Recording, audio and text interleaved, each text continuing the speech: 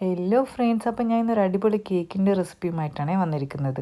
അപ്പോൾ മൈദയും മുട്ടയും ഒന്നും ചേർക്കാണ്ട് തന്നെ അടിപൊളി കേക്ക് നമുക്ക് തയ്യാറാക്കിയെടുക്കാം. ആദ്യം ഞാൻ 1/4 കപ്പ് റവ ഒരു മിക്സിയിലിട്ട് പൊടിച്ചെടുക്കുന്നുണ്ട്. അതുപോലെ 1/4 കപ്പ് പഞ്ചസാരയും ഒന്ന് പൊടിച്ചിട്ടെടുക്കാം. ഇനി നമ്മൾ പൊടിച്ച് വെച്ച റവ ഒരു ബൗളിൽ ഇട്ട് കൊടുക്കാം. ഇനി ഇതിലേക്ക് 1 കപ്പ് പാല് ചേർത്ത് കൊടുക്കാം. എന്നിട്ട് നന്നായിട്ടൊന്ന് മിക്സ് ചെയ്തിട്ട് അടച്ച് വെക്കാം. ഒരു 10 മിനിറ്റ് ഒന്ന് അടച്ച് വെച്ചാൽ മതി. ഈ റവ നന്നായിട്ടൊന്ന് കുതിർന്ന് വരാൻ വേണ്ടിയിട്ടാണ്. 10 മിനിറ്റ് കഴിഞ്ഞിട്ട് നമുക്കിത് തുറന്ന് നോക്കാം. വളരെ കുറഞ്ഞ ഇൻഗ്രീഡിയൻസ് വെച്ചിട്ട് തയ്യാറാക്കാൻ പറ്റുന്ന ഒരു അടിപൊളി കേക്കാണിത്. ഇതിൽ മെയിൻ ഐറ്റം ഈ റവയും പാലും പിന്നെ പഞ്ചസാരയാണ്. അപ്പോൾ നമ്മൾ പൊടിച്ച് വെച്ച 1/4 കപ്പ് പഞ്ചസാരയും കൂടി ഇതിലേക്ക് ചേർത്ത് കൊടുക്കുന്നുണ്ട്. 1/4 കപ്പ് പഞ്ചസാര എന്ന് പറയുമ്പോൾ അത്യാവശ്യം നല്ല മധുരം തന്നെ ഉണ്ടാവും. നന്നായിട്ട് ഇതൊന്നുകൂടെ ഒന്ന് മിക്സ് ചെയ്തിട്ട് വെക്കാം. ഒരു 5 മിനിറ്റ് കൂടെ നമുക്കിതൊന്ന് അടച്ച് വെക്കാം.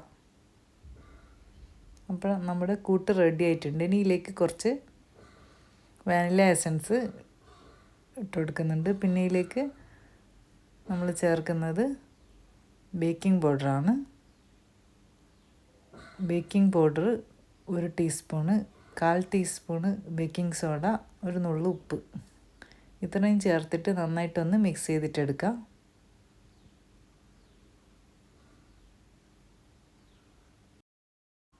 ഇനി ഇതിലേക്ക് ഞാൻ കുറച്ച് ടൂട്ടി ഫ്രൂട്ടി ഇട്ട് കൊടുക്കുന്നുണ്ട്. 1 ടേബിൾ സ്പൂണോളം ടൂട്ടി ഫ്രൂട്ടിയിലേക്ക് കുറച്ച് മൈദ പൊടി മിക്സാക്കിയിട്ടൊന്ന് ഇതിലേക്കൊന്ന് ഇട്ട് കൊടുക്കുന്നുണ്ട്. എന്നിട്ട് നന്നായിട്ടൊന്ന് മിക്സ് ചെയ്തെടുക്കുക. പിന്നെ അതുപോലെ ഇതിലേക്ക് കുറച്ച് കറുത്ത മുന്തിരി കൂടെ ചേർത്ത് കൊടുക്കുന്നുണ്ട്. അതും കൂടെ ചേർത്തിട്ട് ഒന്നുകൂടെ ഒന്ന് മിക്സ് ചെയ്തെടുക്കുക. ഒരു ഇൻഗ്രീഡിയൻസ് ഇതിൽ ചേർക്കാൻ വിട്ടു പോയിട്ടുണ്ട്. ഞാൻ എടുത്ത് വെച്ചിട്ടുണ്ട്. 1/4 കപ്പ് ഓയിലാണ്. അതും കൂടി ഇതിലേക്ക് ചേർത്ത് കൊടുക്കുക. അതായത് 4 ടേബിൾ സ്പൂൺ ഓയിൽ. അത് ചേർത്തിട്ട് നന്നായിട്ടൊന്ന് മിക്സ് ചെയ്തെടുക്കണം. നമ്മൾ ബേക്കിംഗ് പൗഡറിൽ ചേർക്കുന്നതിന് മുമ്പ് തന്നെ ഈ ഓയിൽ ചേർത്തിട്ട് മിക്സ് ചെയ്യേണ്ടതിനും എന്നോട് മറന്നുപോയതാണ്. ഇപ്പം നമ്മൾ ചേർത്തിട്ടുണ്ട്.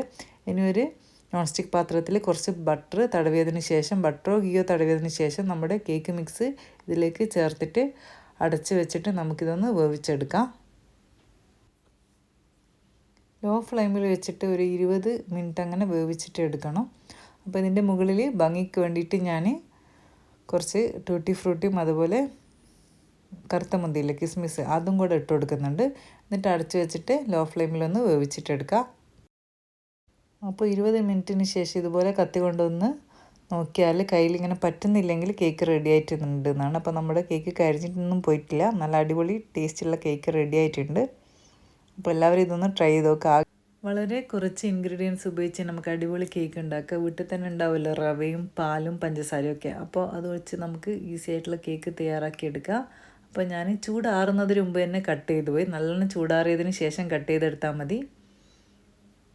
അപ്പോൾ അതുകൊണ്ട് തന്നെ ഇങ്ങനെ ഒന്ന് ചെറുതായിട്ടൊന്ന് കട്ട് ചെയ്യുമ്പോൾ നല്ല വൃത്തിക്ക് കിട്ടിയിട്ടില്ല. പക്ഷേ നിങ്ങൾക്ക് കേക്ക് കാണുമ്പോൾ മനസ്സിലാവും നല്ല സോഫ്റ്റായ കേക്കാണ്.